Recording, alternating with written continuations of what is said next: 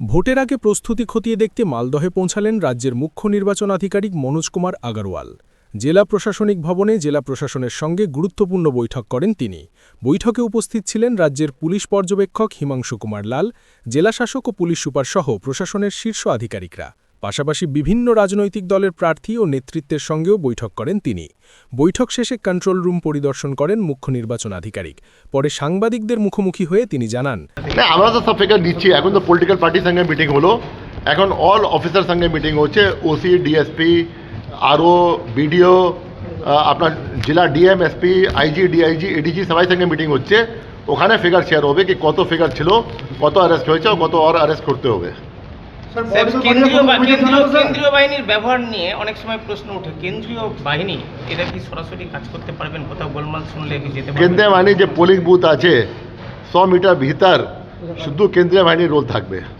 100 metre ভিতর কেউ ঢুকতে পারবে না যার ভোটার নেই, या যার কাছে আরও থেকে সার্টিফিকেট নেই, আরও থেকে ও আই কার্ড নেই, কি খাবার দিতে যাচ্ছে, জল দিতে যাচ্ছে, या কোনো মেকানিক আছে যে টিভি ঠিক করতে এসছে, সিসিটিভি ঠিক করতে এসছে, या ইভিএম ঠিক করতে এসছে। 100 মিটার ভিতর একটা লাইন থাকবে, যেখানে পেন্ট থেকে হবে, চক থেকে হবে, কোনো লোক ভিতরে ঢুকতে পারবে না সিএপিএফ পারমিশন ছাড়া। অন্য জায়গা বি কিউআরটিতে সিএপিএফ থাকবে, সঙ্গে ম্যাজিস্ট্রেট থাকবে। যেখানে যেখানে গন্ডগোল হবে, যেখানে কন্ট্রোল রুম থেকে খবর যাবে ওরা যাবে। রাজ্য পুলিশের ভূমিকা স্যার, রাজ্য পুলিশ কোথায় থাকে? রাজ্য পুলিশ তো থাকছেই, রাজ্য পুলিশ তো সব আছে, লড়টা দেখছে। রাজ্য পুলিশ যে বাইরে আছে, বুথে থাকবে স্যার? বুথে তো থাকে না, কোনোদিন থাকে না রাজ্য পুলিশ। একজন কনস্টেবল কোথায় কোথায় থাকে লাইন লাগায় জন্য। স্যার, অল পলিটিক্যাল মিটিং কি ইনস্ট্রাকশন দিলেন ক্যান্ডিডেটদের আজকে? না, আমরা কোনো ইনস্ট্রাকশন দিলাম না, আমরা সব শুনতে এসেছিলাম কি ওদের কী গ্রিভেন্স আছে, কী সাজেশন আছে, আমরা সব জানিয়ে দিচ্ছি ওদেরকে কি আমরা কীরকম অ্যাকশন করব। বিএলও কী কাজ আছে, সিএপিএফ কী কাজ আছে, সবাইকে রিকোয়েস্ট করলাম আপনারা কি আপনারা ফ্রি অ্যান্ড ফেয়ার পোল জন্য সাহায্য করবেন। যদি বেশি গন্ডগোল হবে, কমপ্লেন্ট আসবে, তো আমরা রিপোল করাবো। আর একটা কনস্টিটুয়েন্সিতে যদি অনেক বেশি হবে, এটা দেখলাম কনস্টিটুয়েন্সিতে 300 বুথ আছে, 100 মধ্যে গন্ডগোল চলছে, প্রমাণ হয়ে যাবে কি হ্যাঁ হচ্ছে, তারপরে কাউন্টারমার্ট হতে পারে ইলেকশন। স্যার, অনেক ওসিদের ভূমিকা নিয়েও প্রশ্ন উঠছে, তো সেটাই নিয়ে তো আমরা মিটিং করতে যাচ্ছি। এখন ওসি সব থাকবেন, যে শুনলাম আমরা যে আমাদের কাছে ডেটা আছে ওটা নিয়ে আলাপ।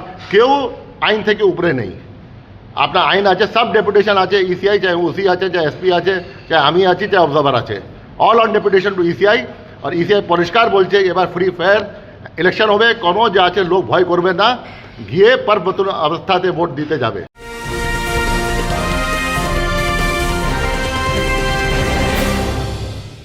ক্রিয়েটিভ ক্যারিয়ার শুরু করতে চাও?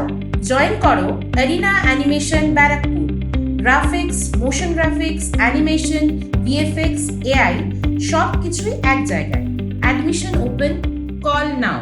এদিকে ভোটে অংশ নিতে পরিযায়ী শ্রমিকদের সুবিধার কথাও তুলে ধরেন তিনি। স্যার, পরিযায়ী শ্রমিক কতটা এসছে এখন?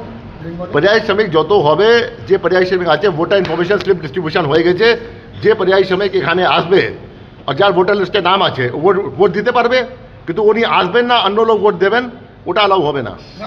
আপনি কি অ্যাডভাইস করবেন কাকে? পরিযায়ী শ্রমিকদের জন্য কি অ্যাডভাইস করবেন? পর্যায়ী শ্রমিক যদি এখানে আসবেন খুব ভালো হবে, যদি ভোট দিতে আসবেন, ডেমোক্রেটিক রাইট এক্সারসাইজ করবেন, এর থেকে ভালো অবস্থা কী হবে? স্যার, ট্রাইব্যুনালে কোনো নিষ্পত্তি কাজ এগোচ্ছে, কত হয়েছে এখন? দেখুন, ট্রাইব্যুনাল কাজ যে আছে, অন্য একজন অফিসার আছে দেখছেন, যত নিষ্পত্তি করবে ট্রাইব্যুনাল সুপ্রিম কোর্ট অর্ডার অনুসারে 21 তারিখ পর্যন্ত, ওটা ভোটার লিস্ট মধ্যে রিফ্লেক্ট হয়ে যাবে 22 তারিখে। যত লোককে ট্রাইব্যুনাল অ্যাড করবে 21 তারিখ পর্যন্ত, আমরা ওদেরকে ভোটার লিস্ট মধ্যে অ্যাড করে দেবো। যদি ট্রাইব্যুনাল কারো নাম কাটছে, क्योंकि ট্রাইব্যুনাল দুদিকে কাজ করছে, যার নাম অন্তর্ভুক্ত হয়ে গেছে ওর আগেন্স্ট যদি কমপ্লেন্ট আসছে কি ঠিক মতন হলো না, আর ট্রাইব্যুনাল বুঝছে না এলিজিবল নেই, তারপরে যে আছে ওদের নাম বাদ যাবে। যেটা হয়নি ওরা অ্যাপ্লাই করবে, ওদের যদি হয়ে যাবে ওদের নাম অন্তর্ভুক্ত হবে। স্যার, সরকারি কর্মচারীরা ভোট দিচ্ছে, এখন যে কোনো অভিযোগ পেয়েছেন? আমরা যেটাই পেয়েছি, আপনার মপ আপ রাউন্ড হচ্ছে পোস্টাল ব্যালট নিয়ে, 21 আজ থেকে আরম্ভ হয়েছে, 22 তারিখ পর্যন্ত মপ আপ রাউন্ড চলছে। আর ডিএম সাহেব অ্যারেঞ্জমেন্ট করেছেন প্রত্যেক সরকারি কর্মচারী যেটা আছে যে ভোট দেওয়া, যে সুনিশ্চিত করবো আমরা কেউ সুষ্ঠুভাবে ভোট দিতে পারবে। স্যার, এসআইআর পরে এবার পোলিং পার্সেন্টেজ কি বাড়তে পারে বলে আশা করছেন কোনো? দেখুন, আমি এটা কিছু বলতে পারবো না, এই জন্য কি নিচে কিছু লোক যে আগে এসডিডি থাকতো, ওটা যেটা আছে এখন নাম কাটা গেছে আপনার এসআইআরে, তো নিচে ডিনোমিনেটর কম হয়ে গেছে, আগে 100 থাকতো, নিচে সব 95 হয়ে গেছে, 98 হয়ে গেছে। তো আগে মতন ভোট হবে তো পার্সেন্টেজ তো ইনক্রিজ হবেই।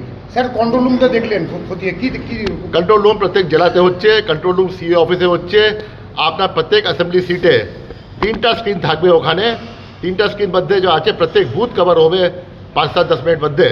অ্যান্ড সিসিটিভি যে আছে মনিটরিং চলবে, এখানে অফিসার ফিক্স থাকবে। একটা যে আছে স্ক্রিন আছে, या একটা ল্যাপটপ আছে, 2 या 3 অফিসার থাকবে, 6 ঘন্টার জন্য ডিউটি থাকবে, ওদেরকে সব নোট করতে হবে। একটা জিও বেরোবে, অমুক 3 লোকের ডিউটি আছে, ওটা তারপরে ওদেরকে লিখতে হবে কি আমি কিছু দেখলাম না দেখলাম তো আমি কি অ্যাকশন নিলাম। আর এটাও লিখতে হবে কিছু দেখলাম না, ওদেরকে সতর্ক থাকতে হবে, ওদেরকে 100% সাইন করেই যেতে হবে ডিউটি করার পরে। এটা নেই কি শুধু লাইনের লোক আছে যে মন চায় যেটা দেখবো না দেখবো। এবার সিসিটিভি ওয়াচ হচ্ছে 3 স্তরে ওয়াচ হচ্ছে, আরও অফিসে হচ্ছে, ডিও অফিসে হচ্ছে, সিও অফিসে হচ্ছে।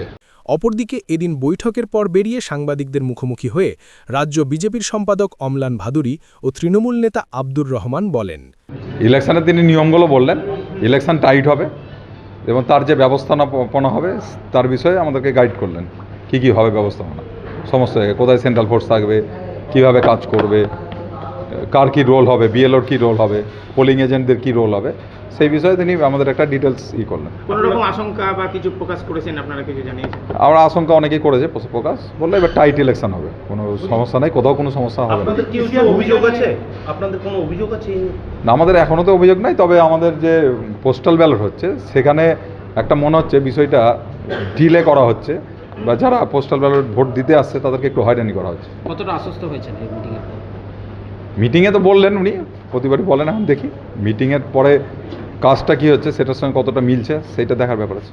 দেখুন, আজকে সিওর সঙ্গে যে মিটিংটা ছিল, উনি যেভাবে বলছেন ওইভাবে কাজ হলেই ভালো, কিন্তু কাজ কতটা হবে আমরা সন্দিহান আর কি। কেন? দেখেন, অনেক সময় দেখা যায় এখন যুদ্ধ রোপ চলছে সব জায়গায়। এখন আমরা কার সঙ্গে লড়াই করছি আমরা নিজেরাই জানি না। প্রত্যেকটা বাড়ি মনে হচ্ছে ফোর্স ভরে গেছে। এখন যেভাবে বলেছেন উনি সেভাবে যদি কাজ হয় তাহলে ঠিক আছে। আপনাদের পক্ষ থেকে কিছু বলা হয়েছে, ওনাকে কোনো অভিযোগ জানানো হয়েছে, কোনো দাবি করা না, হয়েছে? আমাদের যেগুলো আছে জল এবং যে সমস্ত ব্যাপার ছিল এবং যে সমস্ত এলাকায় আমাদের ফোর্স ডিপ্লয়মেন্ট হবে তাদের যেন তালিকা আমাদের দেওয়া হয় এবং আমরা যেন জানতে পারি। আপনারা কি আশঙ্কা করছেন কি হতে পারে? কারণ আশঙ্কার কিছু নেই, যদি সবসময় তো আপনারা জানেন প্রথম থেকেই আমাদের একটা ইলেকশন কমিশনের বিরুদ্ধে লড়াই চলছে, এবং উনি যেভাবে ভাষাটা এখন বললেন, যে সমস্ত কথা বললেন, সেগুলো যদি ঠিক থাকে তাহলে ঠিক আছে। সব মিলিয়ে মালদহে প্রশাসনিক তৎপরতা এবং কড়া নিরাপত্তার বার্তায় ভোটের প্রস্তুতি যে চূড়ান্ত পর্যায়ে তা স্পষ্ট বলেই মনে করছে ওয়াকিবহল মহল। তনুজ জৈনের রিপোর্ট, নিউজ বেঙ্গল টুডে। মেঘবেলা লাইভে আপনার পছন্দের টিভি চ্যানেলস সম্পূর্ণ বিনামূল্যে, শুধুমাত্র মেঘবেলা ব্রডব্যান্ডের কানেকশনের সঙ্গে। মেঘবেলা ব্রডব্যান্ড, বাংলার ঘরে ঘরে। উত্তর 24 পরগনা ও তার আশপাশের এলাকার মানুষের সেবায় ক্যাথল্যাবের মতো অত্যাধুনিক সুবিধা নিয়ে পরিষেবায় ব্রতী সারদা মাল্টি স্পেশালিটি হাসপাতাল। একই ছাদের তলায় মানুষ সাধারণ চিকিৎসা থেকে শুরু করে 24 ঘন্টা ক্যাথল্যাব, এমআরআই, সিটি স্ক্যান, এনআইসিউর মতো সুবিধা এবার থেকে পেয়ে যাবেন সারদা মাল্টি স্পেশালিটি হাসপাতালে। প্রয়োজনে যোগাযোগ করুন 033-2592-0730, 2593-0730, 2593-3562 ও 9331275635 নম্বরে। আমাদের ঠিকানা Royal Park, Kalyani expressway, Barrackpore, Kolkata 7,121,000। Sarada multi speciality হাসপাতাল, পরিষেবাই হোক আমাদের মূল লক্ষ্য।